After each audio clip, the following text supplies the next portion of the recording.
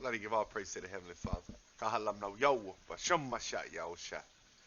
Go to fair use family for criticism, teaching, and imperative purpose.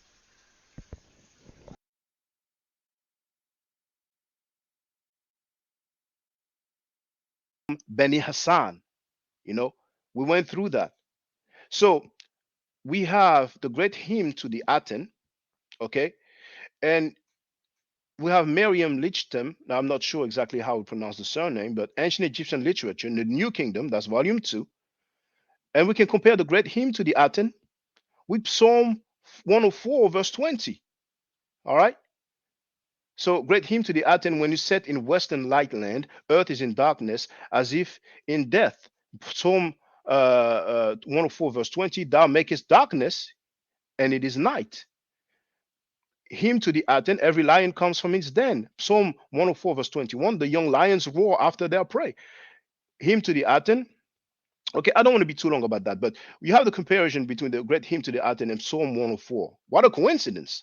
That's what I call plagiarism. But to be, I'm being diplomatic. The title says parallel. You also have the instructions of Amen and Mopay. Mm. And if you compare those, and you see, this is called this is archaeology, brothers and sisters. All those guys talk about so-called patriarchs for which they cannot show anything during their lifetime. But this is the museum number, name, dates, and places. When we deal with scholarship, name, dates, and places. So this is the papyrus of the teachings of Amenemope. We have the museum number. All right. This is the British Museum papyrus number. You even have a link to the British Museum. You can you can step your game up. You know. So we it says, and you can go to Bible Gateway. It says 30 sayings of the wise, right? And what does Miriam Lichtem says? She says here, um, it derives its meaning from the author's acquaintance with the 30 chapters of Amenemope. So Amenemope has 30 chapters, and in the Proverbs, it talks about the 30 sayings of the wise. And here we can compare the instructions of Amenemope with Proverbs 22. You see, so everybody's free to read them because there's so much, and there's also, of course, the wisdom of Ptahotep, right? Now, there's a complete copy in the French National Library. When you hear French National Library, that's not pseudo. They will not house pseudo books over there. All right. So I don't want to be too long with this, but at the top you can see that you have Exodus 3:14 compared with the book of the heavenly cow. We have that in the tombs in Kemet. We have the original. That's what I mean. Exodus 20, known as the Ten Commandments, compared with the papyrus of Ani, and we have Genesis 41, verse 42, compared with Amenhotep, the son of Hapu. We have Luke and Matthew compared with the great hymn to the Aten. I already said Proverbs compared with Amenhotep's instruction. Proverbs compared with Ptahotep's wisdom. And of course, Psalm 104 compared with the great hymn to the Aten. So maybe that's why some people feel. Now he used plagiarism family, but we're gonna check this out.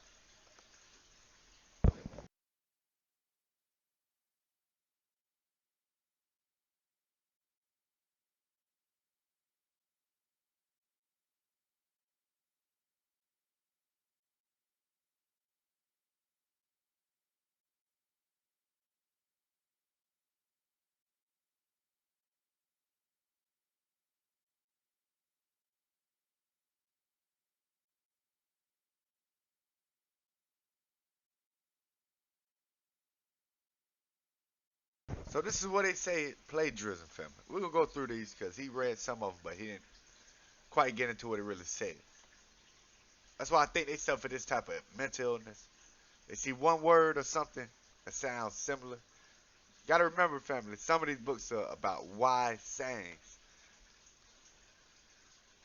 That's like having someone in another country and a guy in another country. Never read the same books, never met each other.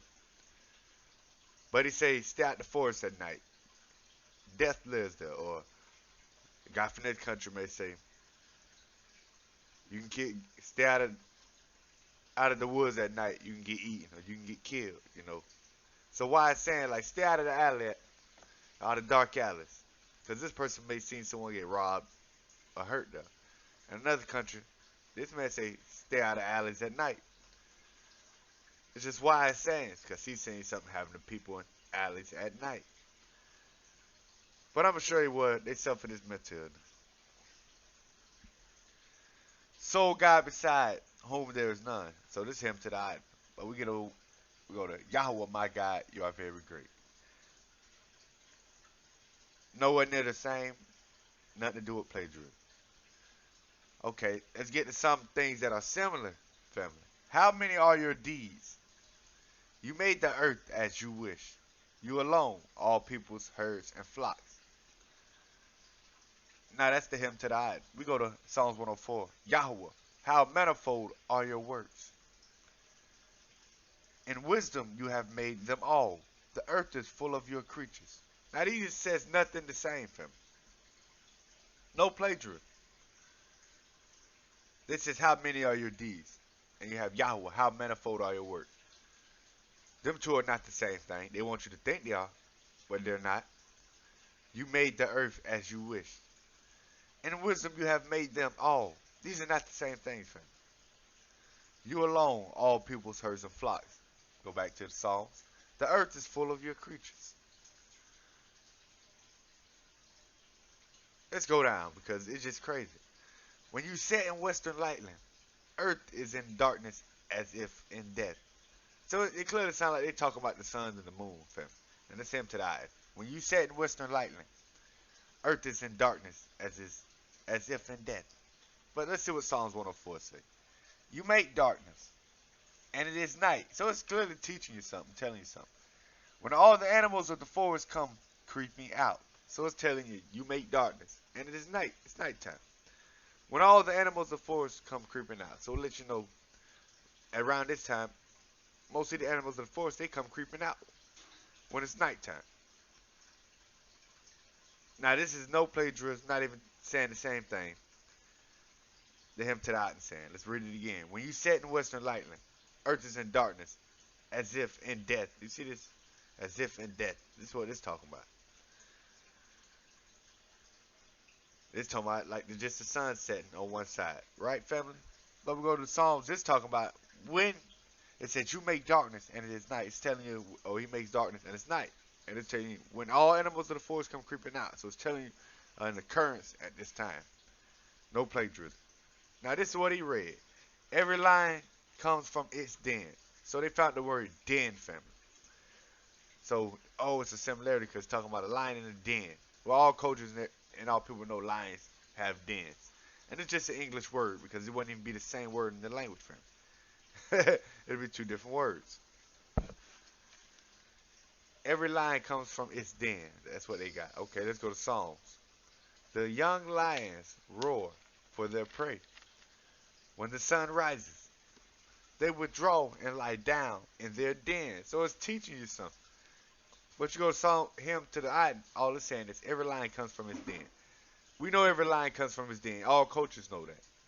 It's where they sleep at. It's where they live at. They got to come out of their den. But Psalms teaches you the young lions roar for their prey. It's telling you something. When the sun rises, they withdraw and lie down in their dens. So it's teaching you things they do. They roar for their prey. When the sun rises, they withdrew and lie down in their dens. No plagiarism. And what I mean by these are wise sayings, we're going to put the Egyptian text on like a high school level. We're going to put the Psalms on a college and a graduating level. More sense is given. More wisdom. When you have dawn, they live. When you set, they die. Now this is the hymn to die. Let's go to Psalms. When you hide your face, they are dismayed. When you take away your breath, they die. They seen the word die, so they want all plagiarism because it has the word die in it, fam. This is nonsense. When you have dawn, they live. Look what they talking about. When you set, they die. Clearly not talking about the same thing. When you hide your face, they are dismayed. When you take away your breath, they die. Not talking about the same thing, fam. It's talking about Yahweh turning away from them. They're confused and in sorrow. When you take away your breath, take away his spirit or their breath of their living body, they die. Two different things. We receive that great wisdom from Psalms, from him to the eye, and we receive simple wisdom, if even understood by many.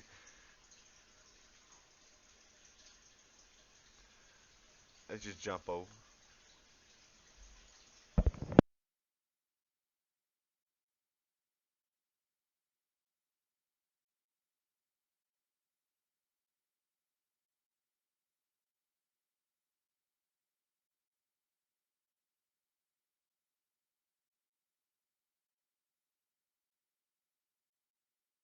Now this is where we find more similarities. We'll be in Proverbs. But still we'll be talking about different things. Okay, we go to Amenemope. Give your ears, give your ears the sayings. Give your heart to understanding them. It profits to put them in your heart. Now this is wise, but it's not as wise as Proverbs. Incline your ear and hear the words of the wise. So it's actually teaching you something to do. And apply your heart to my knowledge.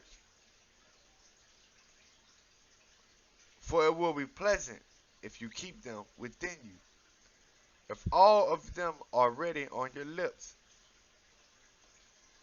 So because they two the similarity that we'll be having, they both talking about understanding. But Proverbs is talking about knowledge and understanding and how to use them, keep them ready. When it said put them in your heart, put them in your mind, to my knowledge. For it will be pleasant if you keep them within you. If all of them are ready on your lips. See, this Proverbs is actually teaching you something. And the Mope was just saying, give your ears to sayings. What sayings? Give your heart to understand them. Understand what? What sayings? It profits to put them in your hearts. So it would seem wise, but it's simple wisdom. But Proverbs said, incline your ear. It's actually telling you something to actually do. And hear the words of the wise. So it's telling you what words here? The words of the wise.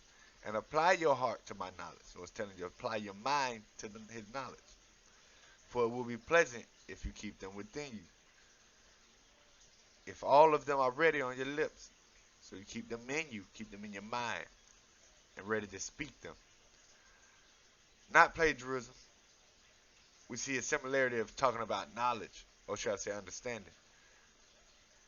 But Proverbs gives you more wisdom. And what I mean by that, before I continue on, let me go to a verse. 1 Kings 10.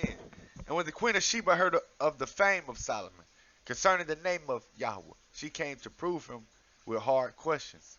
So she came to prove him with hard questions. She wanted to talk to him. And she came to Jerusalem with a very great train, with camels that bear spices and very much gold and precious stones. And when she was come to Solomon, she communed with him of all that was in her heart. So she communed with him and spoke on her mind. And she brought gifts with her, because that's a tradition that was going on back then. And Solomon told her all her questions. Look, there was not anything hid from the king which he told her not. And when the queen of Sheba had seen all Solomon's wisdom, you see this, his wisdom, and the house that he had built,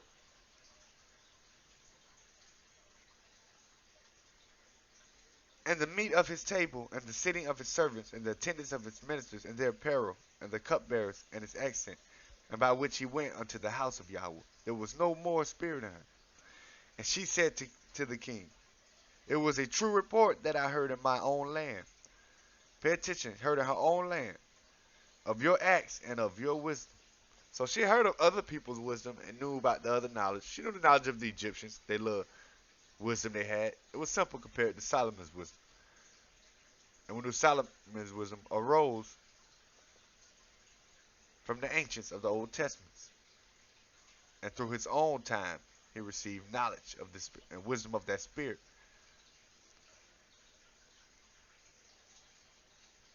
So he was so great in wisdom, and she knew the wisdom of the Egyptians and all the other people. She seen their wisdom was simple. The wisdom he had, she seen similarities between us, but his had more understanding, more knowledge with it. Let's go. I had right here. Let's see. Where we reading from again? Amenemope on the right. Look to these 30 chapters. They inform you. They educate. They are all the foremost of all books. So over here it's telling you look at these 30 chapters, fam. They inform. They educate. They are all the foremost of all books. You see this? 30 chapters. Over here, they seen the 30. So that's where they get that's where they mental illness at. I have not written for you 30 sayings. They don't say no 30 chapters, I'm gonna tell you why. They say 30 sayings of what? Counsel and knowledge. You see this? And this is where we find the problem because the Menemope say, look to these 30 chapters. We go to Proverbs. We already at chapter 31, so we ain't looking to no 30 chapters in Proverbs because we see 31 here.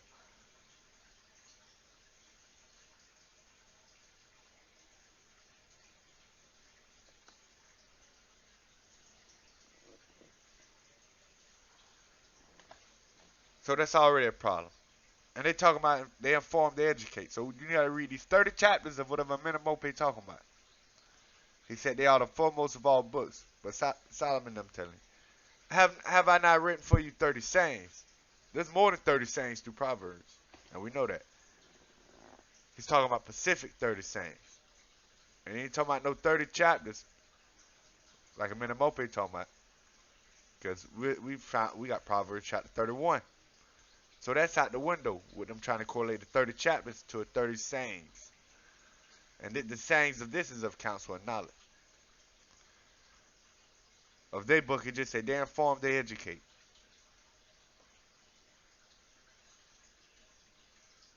So these 30 sayings give counsel and knowledge. Do not rob. Okay, let's go. Beware of robbing a wretch. See, you find a similarity of words usage because we're using the English language. Now, if we're using the language of the Hebrew and language of the Egyptians, we won't even have the same words being said. We'll just have similar sayings. When you get to the English, that's all it shows you. Beware of robbing a wretch. It's a metamope of attacking a cripple. So they want to correlate this to do not rob the poor. This proverb because he is poor. So it's telling you do not rob the poor, and it's telling you why because he is poor. He ain't got nothing. Or crush the afflicted at the gate. Now these afflicted aren't always no crippled people. None of that. Someone could be crippled, but they say the afflicted at the gate. And being afflicted comes in different ways in the Bible. See, that's what I'm saying. It's totally different when you understand the language of the scriptures. Not talking about the same thing. It's similar. Beware of robbing a wretch, of attacking a cripple. That's a metamope. Proverbs. Do not rob the poor because he is poor. Or crush the afflicted at the gate. Trying to break someone on their way coming in. And I'm not just talking about physical. I'm talking about mentally. Let's go to do do not befriend the heated man, nor approach him for conversation. So the heated man, we know that would mean like a madman, but they want to correlate it with the word angry for Proverbs. Let's go to it.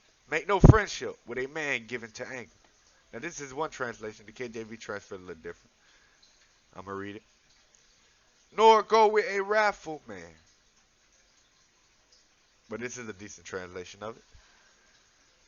Make no friendship with a man given to anger. See, the word they translated would be closer to what it was really saying too. So it's telling you not to make friendship with an angry man given to anger. And that's not just talking about some man that's mad, frustrated, just mad all the time. See, this is what they will be talking about. Do not befriend the heated man. So they tell you don't support no heated man. Do not become friends with an angry man. We're gonna use angry because that's what they want to correlate it to. nor approach him for a conversation. So it's clearly let you know this a angry man, mad man. So it's angry, somebody that's just angry. Now the scriptures don't teach you that. That's why they translated the correct way, given to anger. Because it's not talking about a man that's, because most people get angry, get frustrated. So they tell you don't be friends with these people? No, because people get mad. So it's not talking about that. They're just talking about a man, he's angry, and don't approach him for conversation. Make no friendship with a man given to anger, nor go with a wrathful man. Now I'm going to show you what that's even talking about in the scriptures. Because they don't give you no understanding of it for it to be wise anyways. See, at least they, in Proverbs, this translation of it, gave you a close translation of what it means, but because we're using English and it says anger and wrathful man, you're not understanding what the scripture's saying because the language of the scripture is actually different. See, the KJV, make no friendship with an angry man. And this not talking about no man that's upset and mad at the moment, like what Menamope them talking about. And with a furious man, thou shalt not go, lest thou learn his ways and get a snare to your soul. So this is telling you about this let you know this is not just talking about no upset man that's mad. Like you're reading a Menamope. Proverbs is telling you something different. Lest thou learn his ways. So this is a different type of angry man. Because they use the word angry, that's what they try to correlate it with, but it's talking about something different. And get a snare to thy soul, your soul. Let's give you understand. We're going to stay in Proverbs. We ain't got to lead the book either. 29 and 22. We'll go in 19. A servant will not be corrected by words, for though he understand, he will not answer. Seest you a man that is hasty in his words? There is no more hope of a fool than of him. He that delicately bring up his servant from a child, hath him become his son at the length.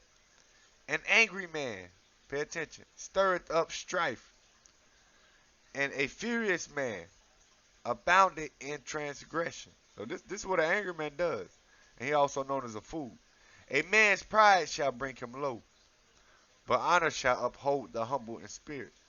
So this angry man is dealing with pride, a prideful man also, who is partnered with a thief, hates his own soul. An angry man deals with a thief also, somebody that's ready to. That's why I said, do not go with the wrathful man either, or the furious man, because it may be coming up with a plan to steal something. He heareth, cursing, and bewrayeth is not. The fear of man bringing a snare, but whoso putteth his trust in Yahweh shall be safe. We'll stay in Proverbs 6 and 14. Forwardness is in his heart. He devises mischief continually. He soweth discord. Now we're telling you about this angry man. He also known as a fool. It's what he does.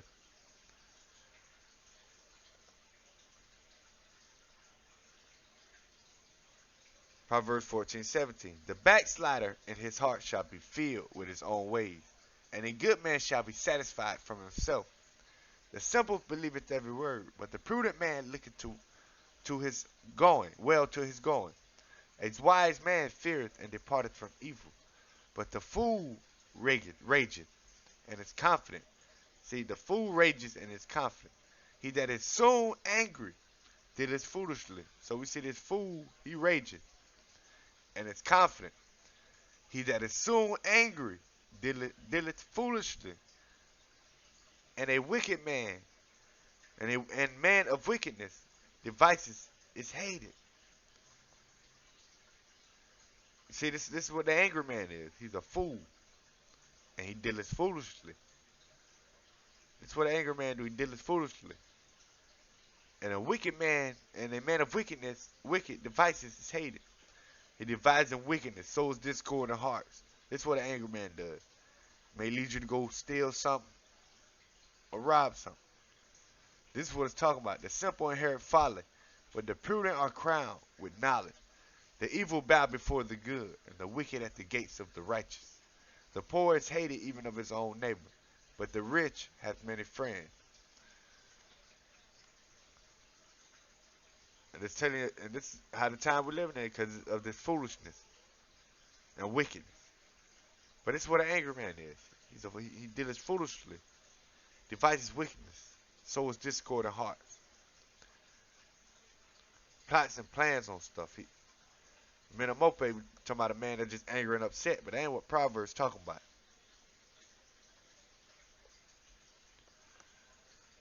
That's good. We ain't gonna go through all of them.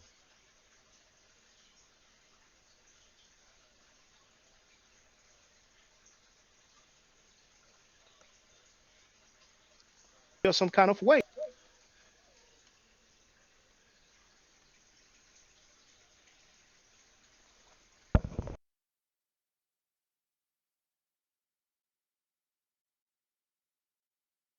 Walked in the street. Did you know that you can actually start a label, sign yourself, and without even putting the money up? The street and spoke to people. I think that even if people don't say, well, today Jesus Christ, Yeshua Christos, died, at least they will say, well, today, you know what? There was an earthquake and an eclipse, because they were literate people back then. Yeah, talk to me. Do you see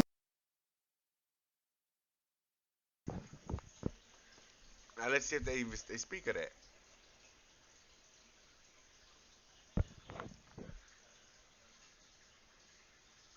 According to CBS News, there were two solar eclipses visible in that part of the world, and both took place around the time Yahushua might have died.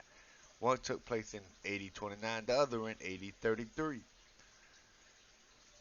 And though the matter of the sky turning dark upon the earth, upon the death of the Son of God, makes for some additional punch in the narrative, the sky might actually have turned dark, albeit completely naturally, right around the time Yahushua died. So we got a signs of solar eclipse that they had done. So we know about that. We have geologists say, as described in the New Testament, was most likely on Friday, April 3rd, in the year 33. The latest investigation reported in the International Geology Review focused on earthquake activity at the Dead Sea, located 13 miles from Jerusalem. The Gospel of Matthew, chapter 27, mentions that an earthquake coincided with the crucifixion. Let's go down. To analyze earthquake activity in the region, geologist Jefferson Williams of Supersonic Geophysical and colleagues Marcus Schwab and Achim Breuer of the German Research Center for Geosciences studied three cores from the beach of the En Gedi spot adjacent to the Dead Sea. VARs, which are annual layers of deposition in the sediments, revealed that at least two major earthquakes affected the core. A widespread earthquake in 31 BC and seismic event that happened sometime between the year 26 and 36 family. So we have geologists state that solar eclipse and earthquake.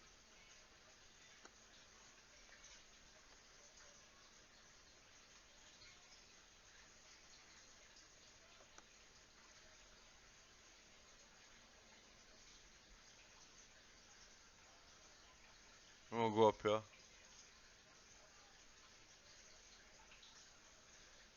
Early claims were made that go down. What the heck? Early claims were made that the contents of the Dead Sea Scrolls would destroy Christianity because Christianity would no longer be viewed as unique, and that the Vatican had conspired to hide scrolls seen as problematic.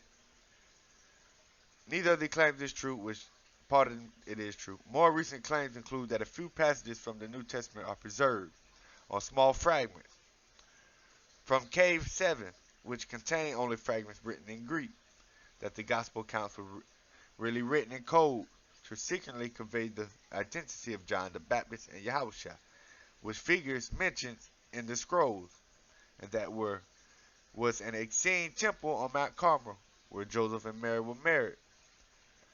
So we find this in the Dead Sea Scrolls, family.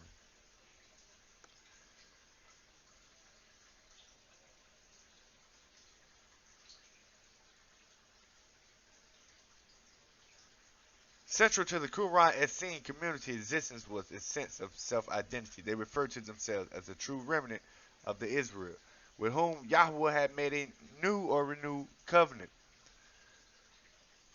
And the Essenes, Yahweh and John the Baptist was part of the Essenes. And we find these fragments in the Dead Sea family.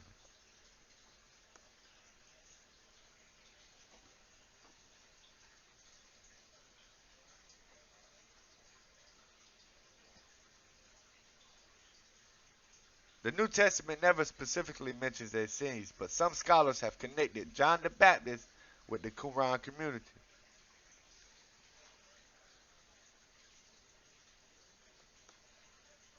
But when they say written in Greek, I'm going to tell you why a lot of them was written in Greek that they found.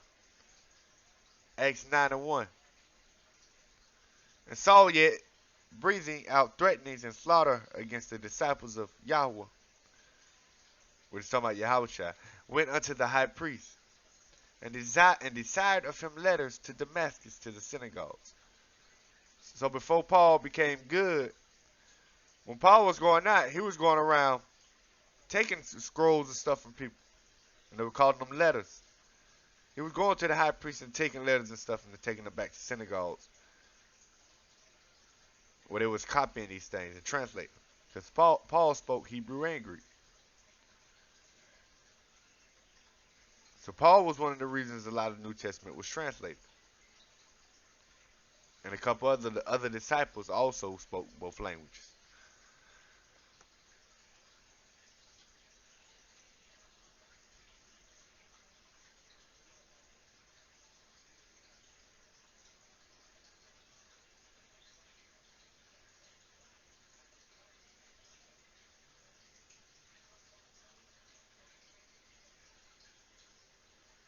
And we go down here, okay. The fifth fragment from Cave 7 at Qumran.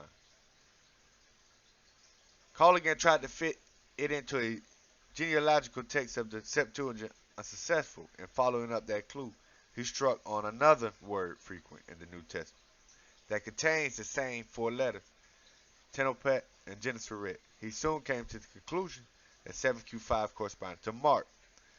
Within 3 hours, he went on to identify 8 more fragments as New Testament text, 7Q4, 1 Timothy. So right here we find in the time period of Yahushua and these disciples, in the Dead Sea, they find the fragments written of the same people, which is primary source, showing these people live and were real people. We have fragments of their time. You got Mark, 1 Timothy, Mark, Acts, Mark again, James, Romans.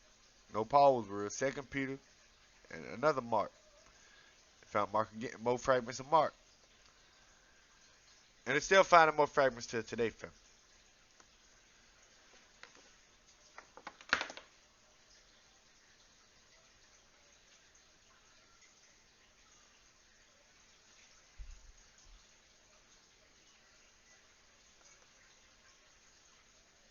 But that's just to clear up his it was just clearing up when he said earthquake or eclipse. With geologists,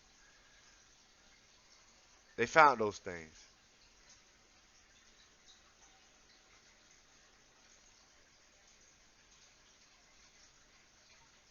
For the little remark and claim he made, they found the solar eclipse, they found earthquake of that same period of time. Are you sick of having issues with your webinars, wasting tons of time? You need StreamYard on air. Hey,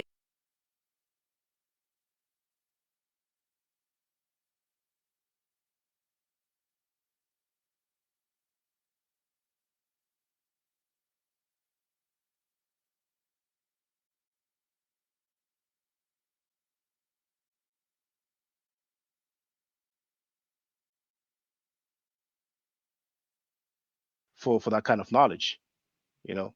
Now, Reggie wrote, Hebrews are so stupid. If the Medu Neter was not deciphered, and he meant to write, obviously, Paleo Hebrew would not have been deciphered. I mean, to me, it's amusing when people claim that it hasn't been deciphered because many times I say, why would people say that the Hebrew is deciphered but not the Is Reggie Masoretic? right? Is Reggie right? I agree with him on that. Smash, you agree with Reggie? Yeah, Reg's right, man. Come on. All right. See, that's the question Judah should be asking. He's a Hebrew Israelite. Well, let's Well, break no, that down, I right? asked him to have a conversation with Right, but Apostle. Jay,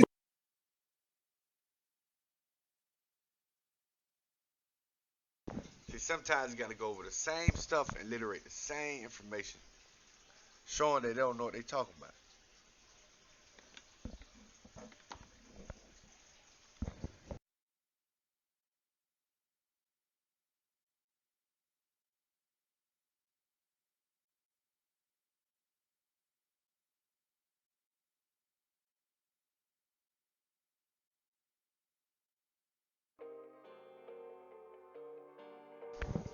A history of Ebla family. In 1964, Italian archaeologist mission led by Paolo Mattei began a dig at Tel Medar in Syria. In 1968, team undiscovered a statue of Batlim, king of Ebla. Scroll down.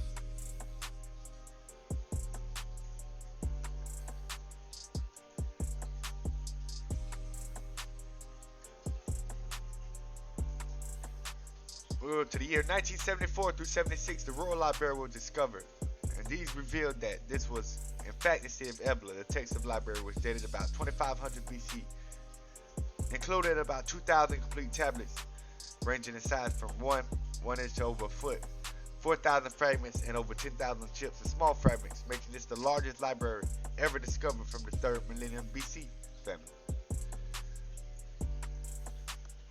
These tablets were written in a cuneiform script like Ugarit, but the language as discovered by Giovanni Nato, the chief epigrapher from the Ebla excavation, was a Semitic language related to Canaanite, Phoenician, Ugarit, and Hebrew.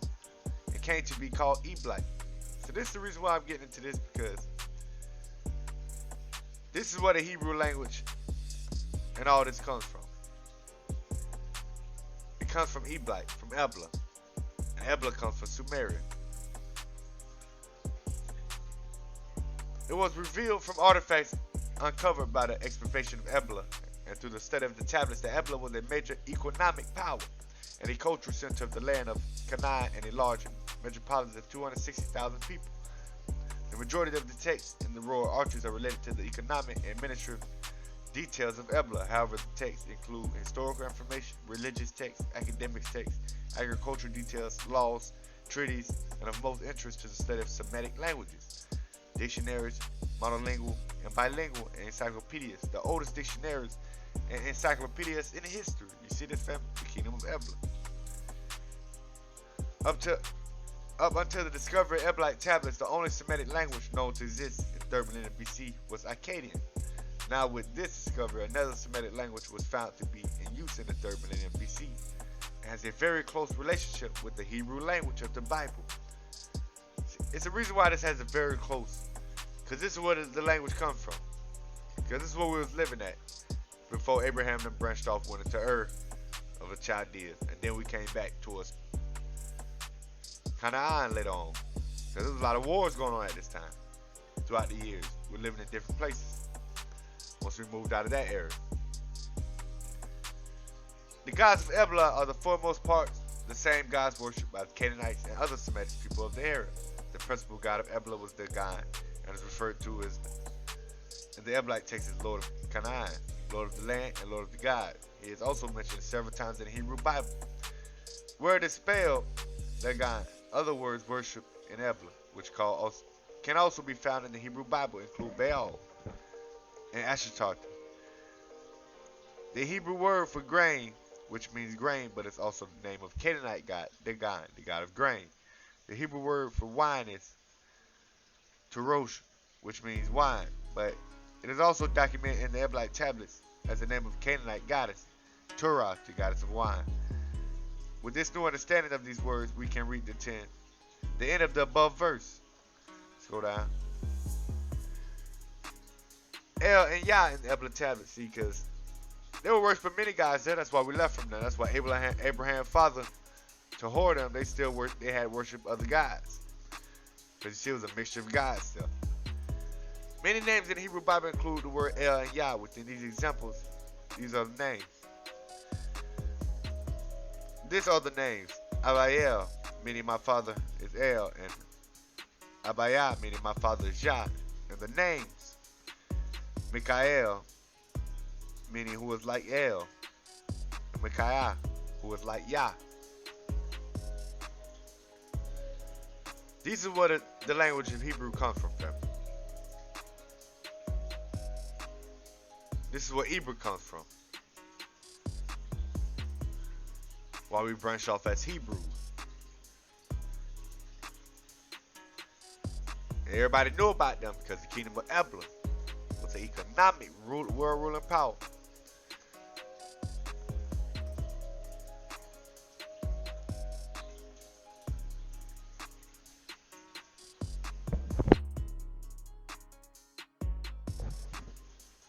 Eblite language, archaic Semitic language, probably the most ancient to survive in substantial form, dating from the 3rd quarter of the 3rd millennium BC. As a northern central Semitic language, Eblite is affiliated with the Afro-Asiatic, formerly Hamito-Semitic family of languages.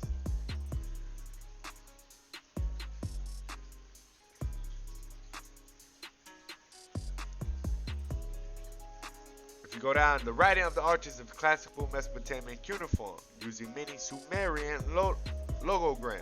You see that? Linguistically, Eblite is part of the Northern Central Semitic group of languages, which includes Amorite and is thus distinct from Northern Peripheral Semitic languages, such as Old Akkadian.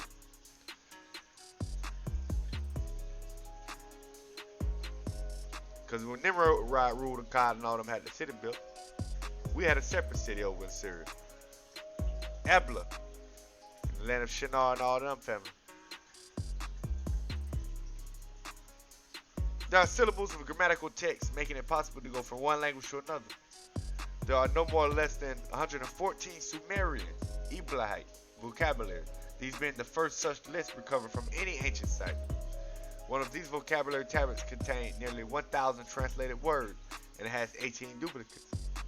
It has long been known that scribes in Syria copied tablets from Babylonia, but it's now established that scholars in Mesopotamia had also copied some of the tablets from the Syrian libraries. When the first tablets were found, it was soon realized that the city used a very ancient language. In the Northwest Semitic group, which was previously known, Professor Bertinato labeled this Paleo-Canaanite. You see this? In layman's terms, this means ancient Canaanite. At the close of the article, bibliarchaeologist Professor Bertinato tells us, the pronomial and verbal systems in particular are so closely defined that one can probably speak of a Paleo-Canaanite language, closely akin to Hebrew and Phoenician. That's how close the language was, man. And we see that the Eblahite language in Ebla had no less than 114 Sumerian Eblahite vocabularies. You see that? And it said one of these vocabulary tablets contained nearly 1,000 translated words. It has 18 duplicates. So we're seeing that Sumerian was translated into Eblahite. Because Sumerian is a Semitic language. Eblahite Semitic language. That's how we see when we came in as Hebrews, and the Semitic language where Hebrew was from was the Eblahite language. Ebla, that's where he was living, which we would still be calling Hebrew, because that's a new word, Hebrew. But that would be an older dialect of Hebrew.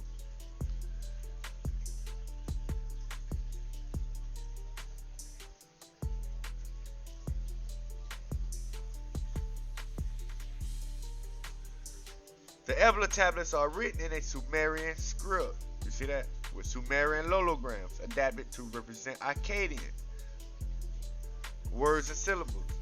So it even represented the Akkadian language also. It was breaking down multiple language just from the Eblahite language. It was relative to these other lands. About 1,000 words were recovered initially, hundreds more later in vocabulary lists. The words are written out in both Sumerian logograms and Eblaic syllable type writing. These offer an invaluable key to the interpretation of many of the Ebla tablets. The vocabularies of Ebla were distinctly Semitic. distinctively Semitic. The word to write is kitabit, as in Hebrew, while that for king is malakum, and that for man is adamu. The closeness to Hebrew is surprising.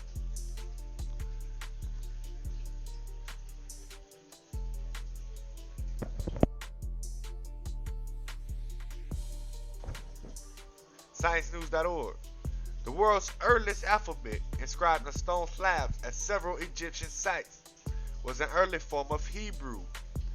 A controversial new analysis concludes. So I read all the other stuff just to get down to the Egyptian part, family. Israelites living in Egypt transformed that civilization's hieroglyphics into Hebrew 1.0 more than 3,800 years ago. Now let's check something out.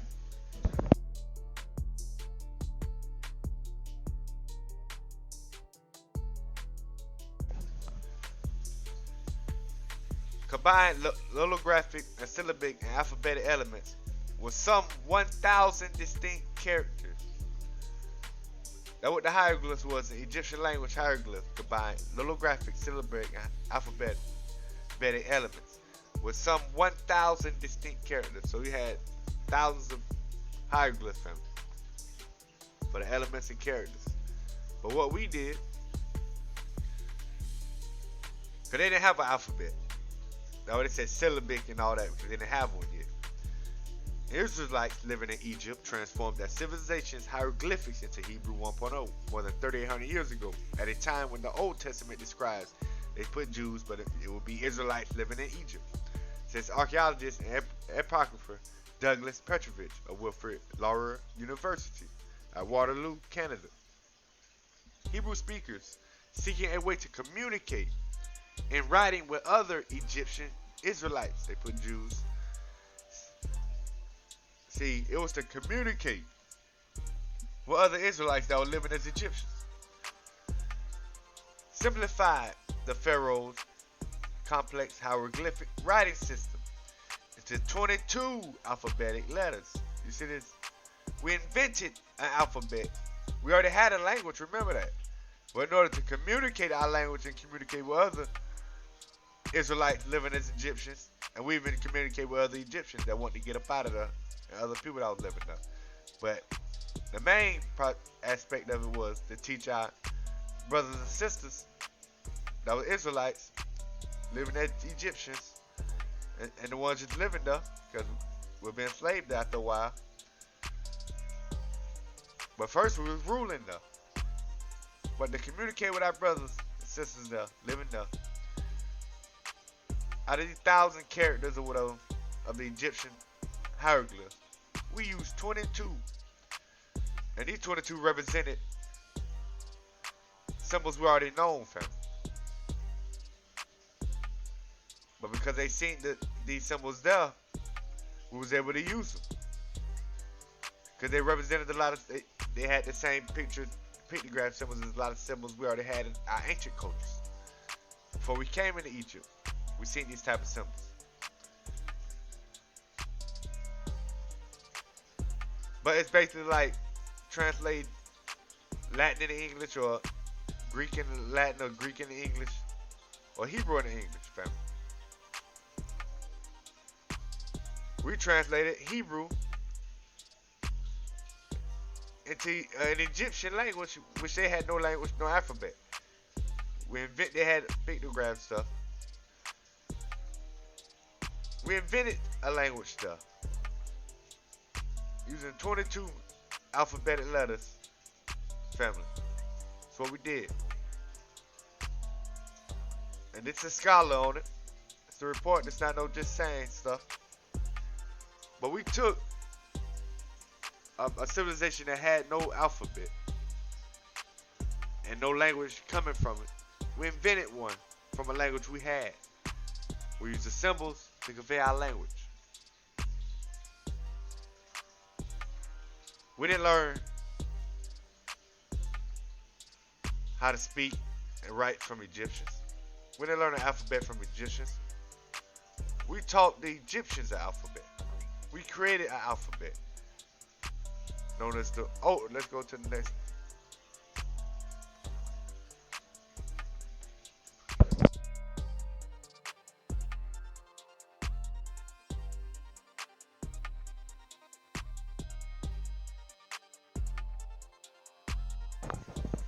World's first Moses inscription. Hebrew was the world's first alphabet. Let's go to another one. Hebrew may be the world's oldest alphabet once again. So ain't nothing we gonna learn it from Egyptians, but we created the world's oldest alphabet. The oldest records alphabet may be Hebrew, according to a controversial new study by archaeologists. Considered study by archaeologists and ancient inscription specialist Douglas Petrovich. Israelites in Egypt took 22 ancient Egyptian hieroglyphs and turned them into the Hebrew alphabet over 3,800 years ago. So we spoke a Hebrew language from Eber, Eblite, the Eblite kingdom. Had a whole older Hebrew, a new word, remember that. I'm just using that same word to let you know we already had a Hebrew language, an older dialect. We come to Egypt, and we took 22 letters, invented the alphabet to convey the language we already knew. And that's how the dialect changed a little bit of the Hebrew, what we knew then, from Eblite. A lot of it is straight up similar. But we had where you see it's changes because we're using these symbols, with some of them are like our old symbols, but we're using these symbols and the way people speak and the way they sound out the words. When we invented that language, that's how a new dialect of the Hebrew came. But our language comes from Eblite and from Sumerian. From when Noah got off the boat, it comes from Sumerian, the Asher and all them, the land of Shinar, the land of Asher, in Syria, kingdom of Ebla. Then we moved out of there, came back, came into Egypt. We had a language. That's why they called us the Hebrews. Hebrew from Ebla. We spoke a language. We didn't come in a silent people. We spoke words, a language. Multiple languages at a time. Many Hebrews spoke multiple languages. Since Abraham. When we came in, Israel, when we come in and become a people in Egypt, that's why you have the steles saying Israel, Yashral on it. We invented the alphabet that we taught the world. We didn't learn it from Egyptians. See, that's that false lie that they teach and try to make it up. We gave the Egyptians the alphabet. They used to have thousands of hieroglyphs. Only the chief people can understand certain inscriptions on tombs and places. The people didn't even know how to read this stuff. Modern people did not decipher it. I said they deciphered some of it, but the most all the Egyptian stuff is not deciphered. A lot of it is, but not all of it. The only reason we know the Hebrew, as I keep telling you, because Hebrew was passed down through slavery, through cultures. That's why the dialect was changing. But through dialects, so we had so many dialects in Hebrew, we was able to get back to our language. So a lot of people got to understand.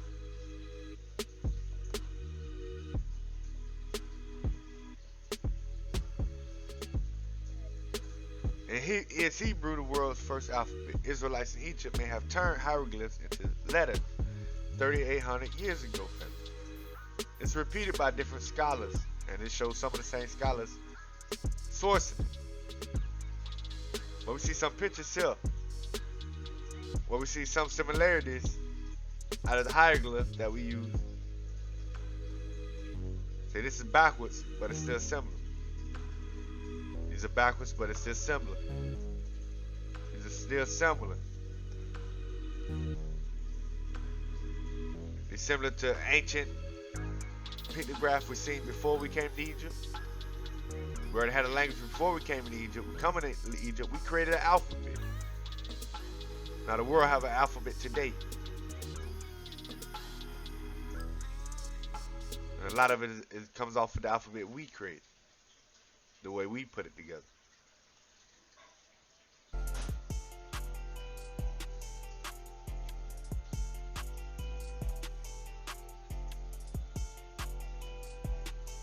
But I'd like to give all praise to the Heavenly Father. God halam no yo, but shum my shot yo shot.